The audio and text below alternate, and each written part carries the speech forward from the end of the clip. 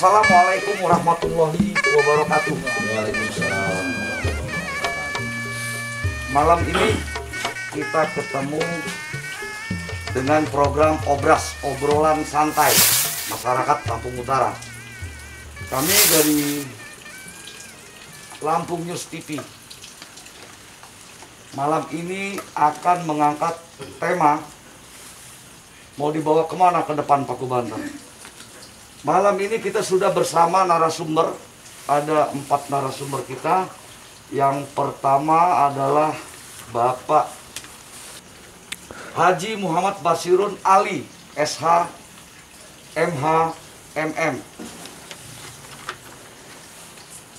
Narasumber kita yang ketiga sudah dikenal di kalangan masyarakat Lampung Utara, namanya Kang Ma'ruf Safi'i. Beliau juga termasuk orang lama, pendiri juga untuk Paku Banten yang ada di Lampung Utara. Nah, kemudian ada yang narasumber kita ketiga, ini Abah Suhaili, guru besar Paku Banten untuk di Pici, Lampung Utara. Nggak kalah menarik juga, hadir juga malam ini Abah Tubagus Sukron Nislam. Nah, beliau ini pendiri Paku Banten yang ada di Lampung Utara. Malam ini kita coba-coba berbincang seperti apa Paku Banten ke depan. Salah satu organisasi yang sudah cukup lama, sejak tahun 1999 dan sudah dikenal banyak masyarakat, khususnya di Lampung. Namun sebelumnya kami ucapkan selamat malam Bapak-bapak sekalian. Selamat malam. Ya, saudara. Pak Haji Basirun ini selain didaulat sebagai ketua Paku Banten di Pici, Lampung Utara, beliau ini juga dikenal sebagai Kepala Dinas Perhubungan Lampung Utara. Nah ini Bang, kami akan bertanya dengan Bang Basirun. Sejauh apa Bang Basirun ini mengenal atau memahami filosofi Paku Banten? Silakan Bang. Ya, terima kasih rekan jurnalis yang sengaja khusus ini untuk obrolan santai. Jadi kalau kita bicara filosofi Paku Banten, Paku Banten ini banyak orang mengenal hanya milik orang Banten. Sebenarnya pendirinya juga orang Lampung dan orang Banten. Nah, secara kebetulan saya sendiri adalah keturunan Banten. Saya ingin para orang tua saya, para penduduk saya, dan generasi muda sekarang tetap bersatu meskipun di rantauan.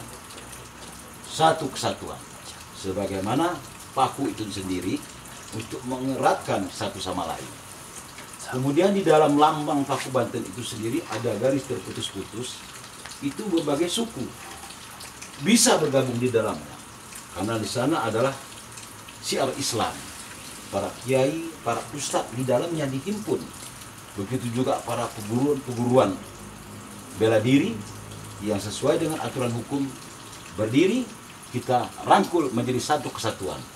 Jadi dalam tubuh Paku Banten.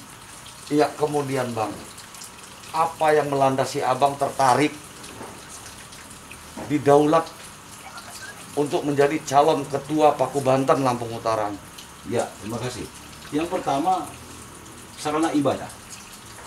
Karena di dalamnya para kiai, para ustadz, yang mana syiar Islam yang jelas.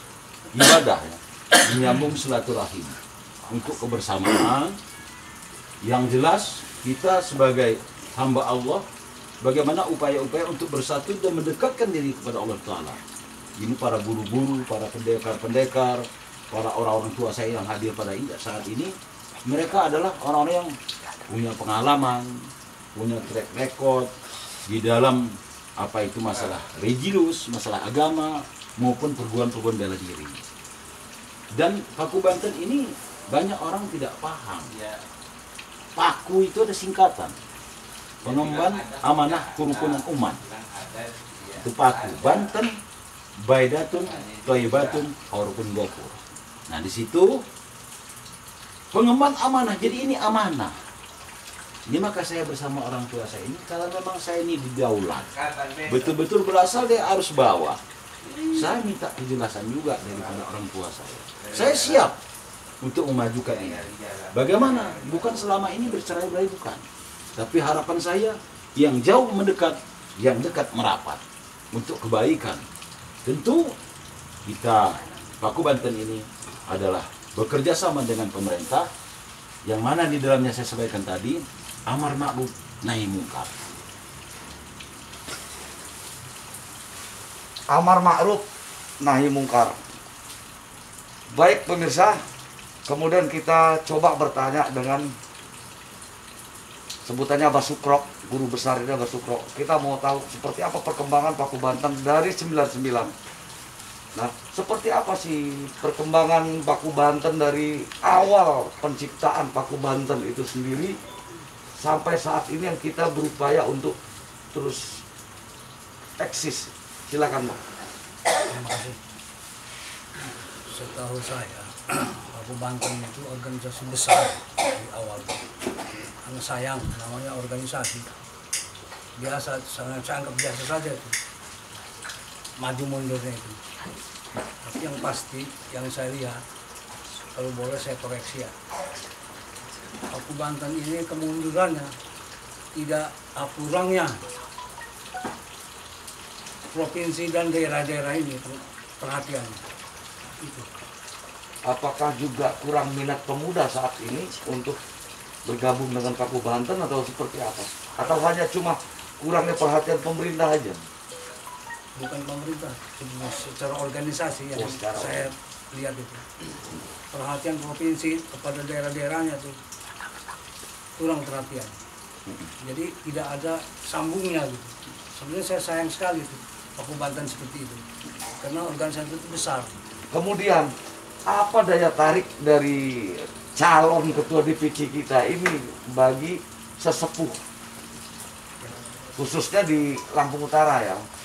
Nah, yang saya harapkan di Paku Banten ini, apa yang sering tadi disampaikan, selalu dekat dengan silaturahim. Jadi kita saling kunjungi, ya kata Pak Basrion tadi, yang jauh dari jadi dekat, yang dekat jadi rapat. Harusnya begitu, karena silaturahmi yang dikedepankan, bukan aku. Ya, kita bakal kupas lagi di segmen kedua nanti. Pertanyaan ketiga, ini kita juga sudah bersama juga dengan Abah Suhaili. Nah, ini pandangan Abah Suhaili sendiri selama perjalanannya hingga waktu ini, apa yang bisa disampaikan kepada masyarakat tentang Paku Banten? Silakan Abah. Sepengetahuan saya, pertama dulu Paku Banten itu saya beliau makhluk kemudian dikasih lampu kiri kita calonkan ketua Paku Banten generasi seterusnya, karena beliau juga ada kaitan sama Banten. Contoh, beliau ini ada kaitan sama Buang, Bagus buang. Buang, karena ada kaitan seperti itu.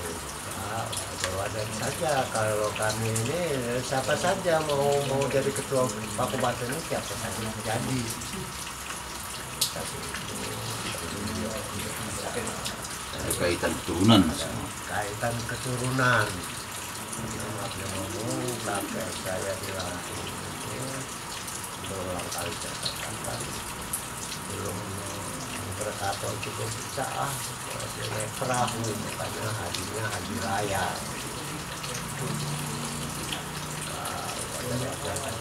Dan kami juga sudah bersatu sama Menggala, tulang bawah, Kepala Dewa.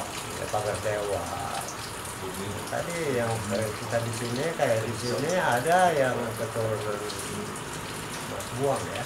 Ya. Mas Buang itu kayak Rahmatullah yang kemarin doa itu kemarin. itu mereka itu lalu menceritakan sebenarnya dari uang Itu bagus uang. bagus uang TB kadang-kadang TB itu hilang ya suka hilang kayak gitu. Artinya gini ya Bang, artinya selain boleh siapa saja, tapi tetap garis keturunannya harus ada di sana, melekat artinya. Tapi pada intinya Paku Banten itu merangkum semua. Jadi tidak hanya suku A, suku B, tapi semua tempat bergabung di sana. Ya, Bang. Oke, pemirsa, sebelum kita lanjut ke segmen kedua, terakhir kita coba ngobrol santai dengan Kang Ma'ruf. Kang Ma'ruf ini pernah menjabat sebagai ketua DPC, ya, sebagai ketua DPC. Mungkin kita juga akan tahu seperti apa harusnya ke depan, bagaimana harus menghidupkan organisasi. Kita juga mau tahu apa tindakan yang akan dilakukan ke depan untuk menghidupkan organisasi. Silakan Kang Ma'ruf. Terima kasih. Assalamualaikum warahmatullahi wabarakatuh. Waalaikumsalam. Pada tahun 98, 96 tadi yang dibicarakan tadi memang betul itu berdirinya Paku Banten di Lampung. 98 terbentuknya di Lampung Utara.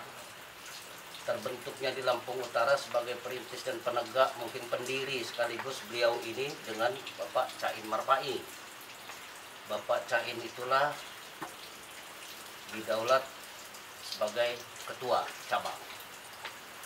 Setelah serang beberapa 1 tahun kurang lebih, itu terjadi pergantian, reorganisasi, yang sehingga beliau sendiri legowo untuk mengadakan pemilihan ulang, pemilihan untuk ketua.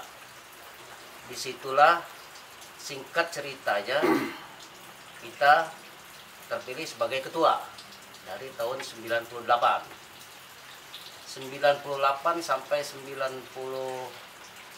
sampai 2011. 98 dan sampai 2011 itu saya masih menjabat sebagai ketua. Lantas dengan keberadaan Paku Banten ini agak melempem, kata Kang Tubagus Sukron Islam tadi, karena kepedulian provinsi dengan daerah sendiri kurang ada komunikasi dan kurang pedulinya, maka Paku Banten itu saya pribadi jenuh. Jenuh dalam arti kata bukan berarti Paku Banten itu tidak ada. Paku Banten ini kan punya organisasi yang cukup besar, massa yang cukup banyak.